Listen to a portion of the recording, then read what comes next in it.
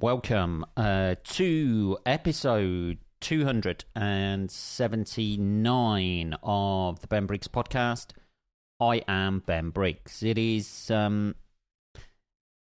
Saturday's episode, people. Sorry about that. It is Saturday's episode, but it is Sunday morning, people. Sunday, the 2nd of April, 2023. I hope you're all doing well out there. I am in... Let's start this all kicking us off all about me, shall we? Why not? That's why the podcast is named this. I'm in a little bit of pain this morning, people. I pulled my back. This is what happens. This is what happens when you get fucking old. I pulled my back on Friday. Lifting a box, not a heavy box, people. It was only about a 30-kilo box, so lifting that, and I've pulled something right at the back of my spine, so I am taking it nice and easy on the podcast today. I went down to the doctor's on Friday. He gave me some fucking painkillers. Holy fucking shit. Some painkillers to sort it all out. But I am fucking... That worked initially. To be honest, it worked quite well for Friday. Friday night and that. I was not really feeling it that much. Because the painkillers started kicking in. I got out of the doctor's about like 5:30. Rushed to the pharmacy to get these tablets, and then took a couple of those, and I was all right. Did a gig Friday night, drove to the gig, drove back, and by the time I got back, because I've been stuck in the car for fucking ages, the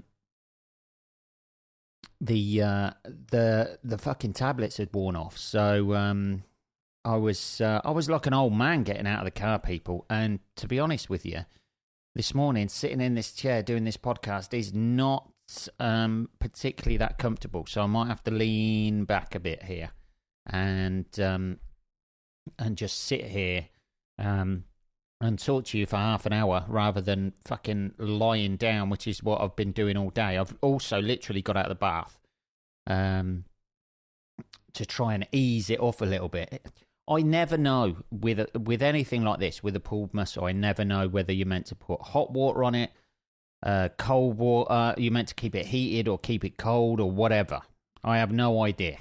So I've gone for the hot water approach, and my face is fucking red as fuck as well at the minute. But at the moment, I'm in quite a considerable amount of back pain. So here we go.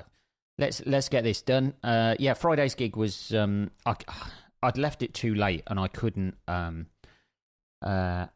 cancel it. By the time I left, it was like nearly... I had to fucking rush, put the old foot down, and got up there in a couple of hours, 2.5, I think it was, up to Bradford. So I was stuck in the car for about 2.5 hours. Got out of the car. My back wasn't too bad. It was a bit twingy, but it weren't too bad because the old painkillers had kicked in. Did the gig, which is lovely, which was at Bradford Comedy Club. It was a little bit too late to cancel. I couldn't do that. I thought I'd be able to get through the gig, and I did get through the gig. It was a fucking lovely gig. It's like a purpose-built, like, comedy club, like kind of like what you'd expect in like the New York clubs, because it had table service and shit like that. And there was, it's always a little bit different when there's table service, because people are always getting distracted and things like that, because they're placing orders, or food's being bought out, or drinks are being bought out, or anything like that. And all things like that. So you've got all of that to be dealing with on stage, and it's best just to, when you first do clubs like that, you don't realise that nobody's really distracted that much. There's a few people who are distracted, but people are still listening to you on stage. It's easy as a sort of like newer act to sort of get distracted by that. I think, and engage with what's going on, and that kind of just loses the audience anyway.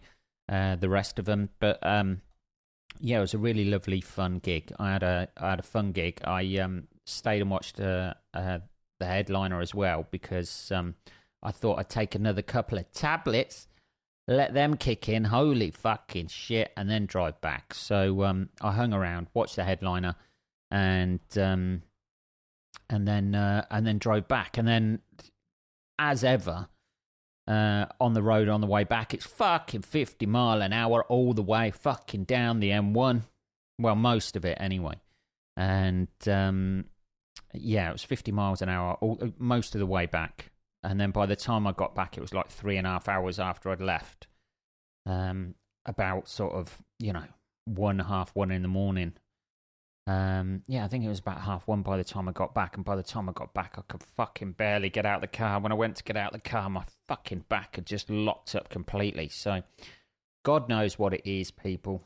Any back specialists out there, you can give me a holler, as the kids say these days. But yeah, it was. It's just one of those.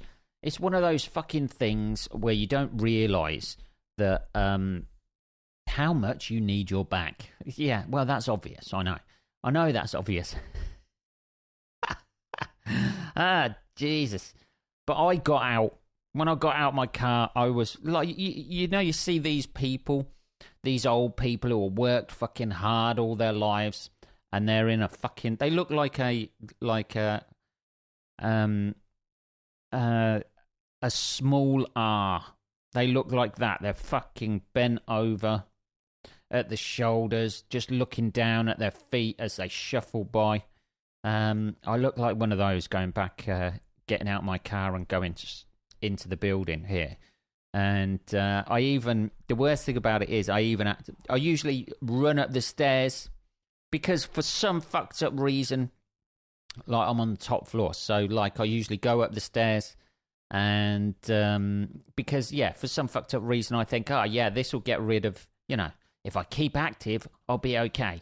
I had to fucking press the button, shuffle into the lift, and then the button to close the doors wouldn't close. It was just sort of like out of reach because I couldn't bend down that much. And I had to hit it in the end with the edge of my bag. Jesus. I'd become disabled by a drive home. And then getting out of the lift took me ages, so the doors almost closed on me as well. It was like some sort of Laurel and Hardy sketch going on when I got back on Friday night. Fuck's sake, man. Jesus. What has this come to? When things like this go, when your back goes or something else goes, you just think to yourself, what the fuck is this going to be it? Is this going to be it for the rest of my life now? Just because you hear horrendous horror stories about, oh yeah, I was just lifting in a box and put my back out, and now, somebody has to wear one of those contraptions that Bruce Lee had to when somebody fucking leathered him in the spine. Although, unlike Bruce Lee, I will not be coming up with my own martial arts technique. So, anyway, let's have a bit of tea. See how this, see if this fucking helps at all.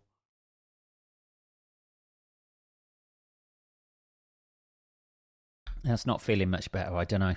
I'm not sure of the healing properties of tea. Particularly the sort of tea, that we have. Oh, tea's got more caffeine in than coffee. Has it really? I don't know. That should keep you awake. Is it really, though, these days? Is it just the taste? Does it actually have any medicinal purposes, standard tea? I don't know. Write in and tell me. Anyway, yesterday, holy fucking shit. It was April Fool's Day. This is not an April Fool's about my back, by the way, just to clarify. I know this hallowed tradition keeps going on about April Fools, but this is not an April Fool. So I did see, I don't know why people bother with April Fools. I always find the whole concept of it really odd and bizarre, that you make up stuff, and then now the tradition is to make up stuff on social media, and then people go, "Oh, that's great, that's amazing," or "Oh no, that's so sad," or "That's terrible," and then you go, "Oh, only kidding, yeah." What are you, fucking 5? Are you fucking 5 years old? Is that what you are? I just don't. Maybe I'm missing it. Maybe it's really for more for people who are a lot less cynical than me. I don't know. I just don't understand the concept of it.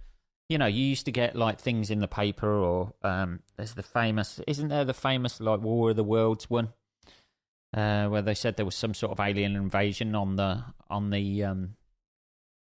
radio, and then everybody in like the 1930s or 1920s freaked out. I'd fucking love to live back then. The gullible people who would be around. The amount of money you could make out of people if you travel back in time and just set up some sort of scam. There's still people out there these days. The one thing that surprises me.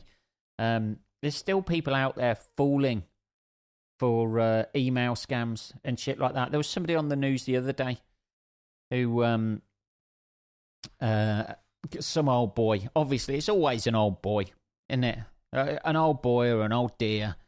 They're in their 70s or 80s. Somebody emails them and goes, "Hey, we've got a shitload of money for you. You just need to pay up front $5,000 and you can have all of it." And they just like, "Oh, yeah, well, this seems fucking genuine." And then email them their fucking life savings and their bank details and get ripped off. Fair play to them. That's what I say. Fair play to these scammers. I wonder what the hit rate on that is. The hit rate on how many emails you have to send out. Jesus, just some guy. Just sitting there, just finding email addresses. We have this list of email addresses. All you need to do is copy and paste, copy and paste, copy and paste, and send this off. And hopefully some unsuspecting fucking British person will send you their life savings. But they fucking love it. But that's I have no sympathy for those people who fall for that. Because that is purely generated by the greed.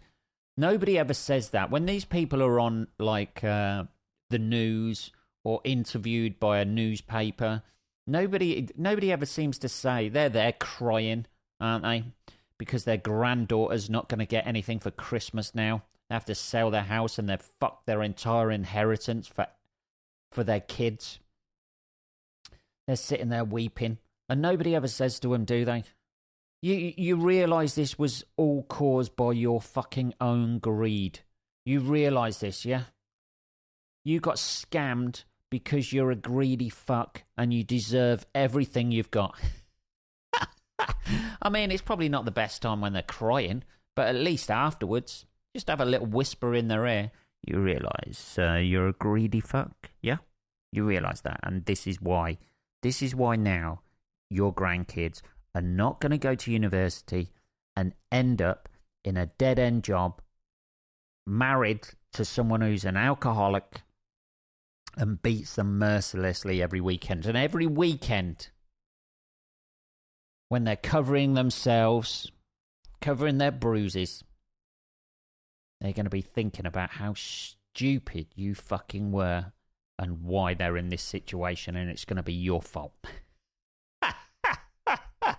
Maybe that's a bit harsh. I don't know. Let's have a little bit more tea, people.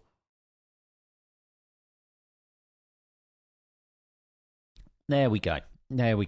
Yeah, so, I just don't get the whole concept of it. It's like practical jokes as well. You know, that's basically what April Fool's is. Practical jokes. I just don't... I mean, the internet loves them, don't they? The internet fucking loves fucking practical jokes. Who would have thought that?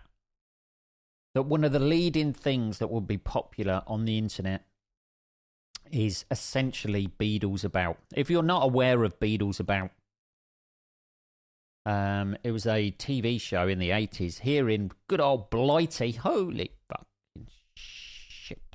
It was a TV show here in England where a guy with an incredibly small hand, Jeremy Beadle, well, not incredibly small, he just had one hand that was smaller than the others.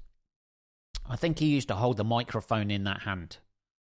Just to, I don't know whether he had a slightly smaller microphone just to make it look sort of like a normal size hand. I have no idea. But you could definitely tell it was a smaller hand. Sort of like a ratty claw he had. It's a horrible way to describe it. But that's kind of it. But he used to go around pranking people and shit like that. You know. He'd just give him like horrendous situations to get into. So... like one famous one is like a fucking van being pushed off a dock or whatever, and the van driver's watching it and going fucking horrendous.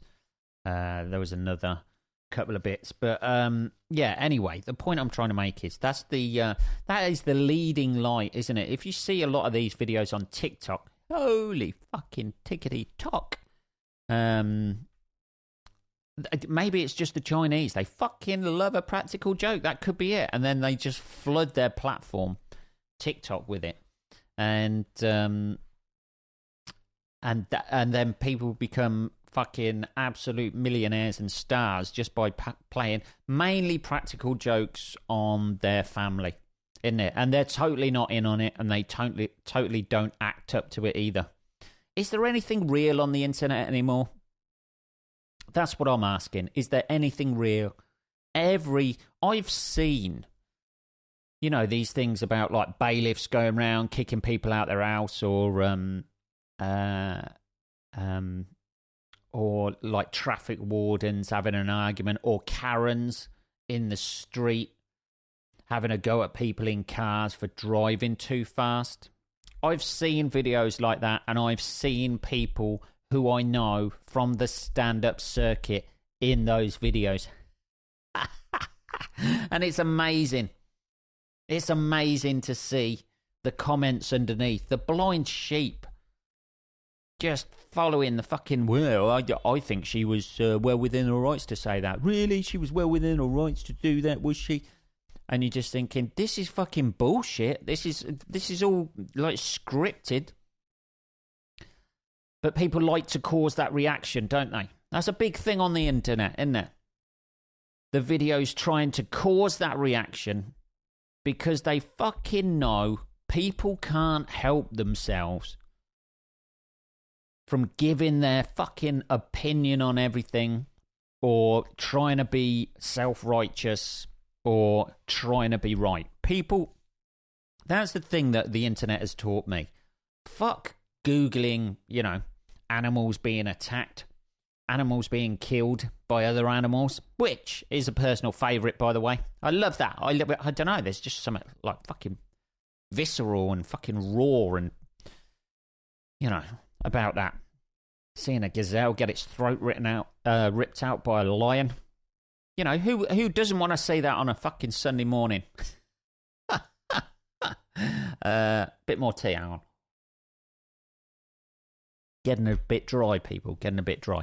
Yeah, who doesn't want to see that on a Sunday morning? But, you know, that is the one thing the internet's taught me, is that people certainly like giving their opinions, but most of all, people like to look like they're right. That's the one big thing, isn't it? And the reason we like to look like we're right is because we think we're all fucking fantastic, don't we? That's why, you know, that's why there's so much arguing online, isn't there? That's why there's so many divisions. Because it all comes down to the fact, every single fucking division on any subject you can think of. Think of a subject. Magic? No. Think of a subject. You think politics, you think fucking the gender wars that are going on. You think of all that. That'd be a very odd, wouldn't it? Everybody expecting World War III, and then the gender war shows up. Got a load of straight skinhead guys on one side and then just fabulous army on the other. They've got glitter bombs they're throwing. Those fucking sparkly shit you put in the bath from Lush. Just lining up against each other. Old school, like Trafalgar. Hey? Old school. Two armies, just one marching in Nazi memorabilia towards just like, it looks like, some sort of Brazilian carnival going on the other side. Gender war. I love it. This was the first gender war. Anyway. Yeah, so, the big thing it comes down to, everything like that, fucking politics, fucking all the gender shit, fucking all the race tension, everything like that, all it simply comes down to is the fact that nobody wants to be wrong. Nobody likes looking wrong. Everybody thinks they're right, and everybody who doesn't agree with them is wrong. And there is because we can't take the fact that we're fucking wrong about anything, because we're all fucking delicate creatures, and we wouldn't be able to take that internal. I've had arguments, well, not arguments, I've had discussions with people in the past who were clearly wrong about shit. Literal facts, clearly wrong about it. And they've tried to weed instead of going, oh right, okay, I didn't realise that. I'm not that I'm like the be all and end all to everything, by the way, people. Not that, I'm right about everything. But nobody goes, oh, I'm sorry about that. Sorry about that. I wasn't aware of that. They all go, yeah, but. That's the next thing. Yeah, but. Or they'll cut you off. They'll cut you off and just go, I don't want to talk about it. That was, got fucking no end of stories about somebody I was dating last year who was like that. I don't want to talk about it. No, I'm just trying to explain. No, I don't want to talk about it. You're the fucking one who brought it up, sweetheart. You're the one who brought up about where all my, why I couldn't take any time off. And I'm answering that question, and you've just gone, no, I don't want to talk about it. Don't want to talk about it. Don't want to talk about it. Okay. Well, let's not talk about anything then. Goodbye. That's it, innit? Oh, Ben. Holy shit, on a Sunday morning. The old back pain is bringing out a little bit of gristle, isn't it, this morning? Holy shit. But that's the big feature about it. Nobody wants to be fucking wrong. Nobody can take the fact that they would need to say. They'd rather dig that hole of being wrong about something and not compromising and just dismissing it rather than going, oh, okay.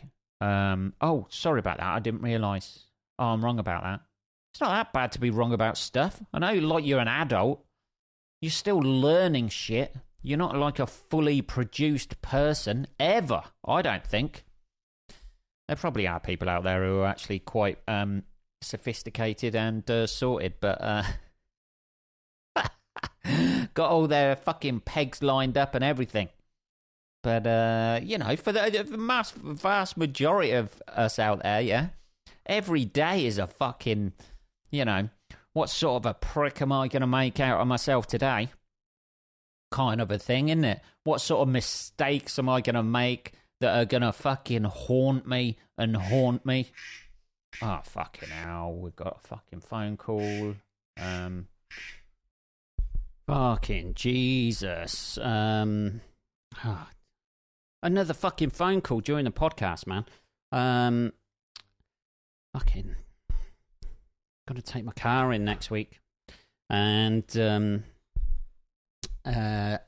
fucking ring me on a fucking Sunday. Jesus fucking Christ! Holy fucking shit!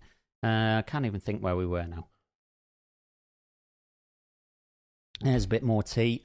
Let's have a look. 6 minutes left. Yeah, so, fucking hell. completely throws you, doesn't it? Completely fucking throws you on a fucking Sunday morning when you're just, just trying to relax. Hi, we're just giving you a call about your new tyre that needs to be put on. I had new tyres put on last week. And, I what I'd done, I'd booked in for the mini garage. And then last week, this is taking fucking 3 days to come back, by the way. Sorry I'm moaning about this.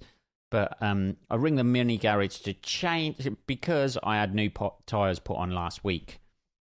On the old fucking Briggs mobile. Holy fucking shit.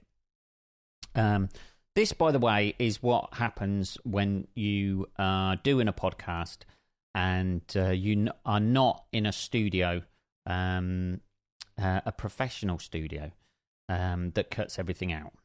This is when you do your podcast from home and here at Briggs Towers, and you get interrupted by fucking everyone.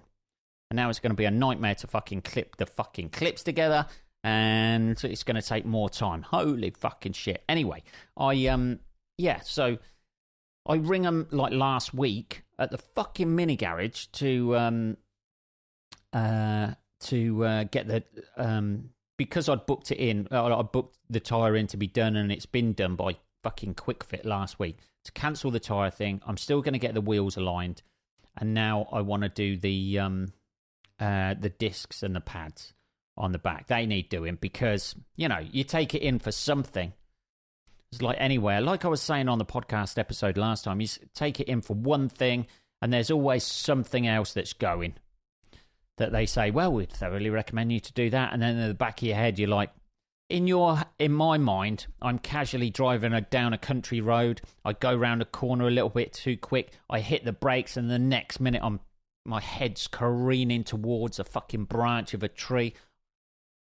I think about these things all the time. Some sort of heroic death. Or horrendous death, even. So I've got to take that. So I rang them like Thursday and said, get put through to service. It just keeps ringing and ringing and ringing. The woman on the reception comes back and goes, they must be just on the phone at the moment. I'll get them to give you a call back. I've got your number here. So Thursday, you wait for the call back. No call back. Friday, you ring them again. Didn't you? And you go, oh, sorry. Yeah, I rang up yesterday. Somebody was meant to be called back. Oh, okay. The receptionist goes, no problem. I'll try and put you through now. That's Friday morning. And then you get put through. Rings. Receptionist comes back on. I'll get him to give you a call back. I'll definitely do that. By Friday afternoon. Nothing. So you ring her fucking again. Don't you? You ring again. Same scenario. We'll get them to give you a call back. Saturday morning now. We're on Saturday morning. This is 2 days just to say I don't need the fucking tyre fucking fitted anymore. Isn't it? This has become,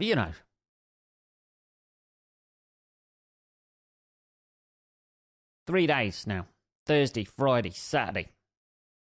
And then finally, somebody gives me a fucking ring back on fucking Sunday morning when I'm doing the fucking podcast, the cunts. 4 days later. What quality service that is. Isn't it? You ring up. All you want to do is say, I don't need the tyre on there anymore because I had a puncture last week.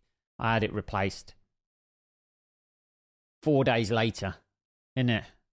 You know that film, 28 Days Later? Yeah. That's they could have made that about somebody ringing up just to speak to customer services. That whole film could have been just about that.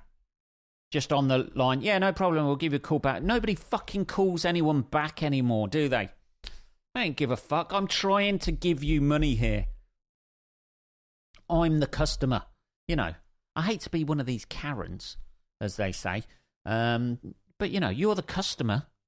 You'd think they're running a business. I'm trying to give you money for the service that you offer here.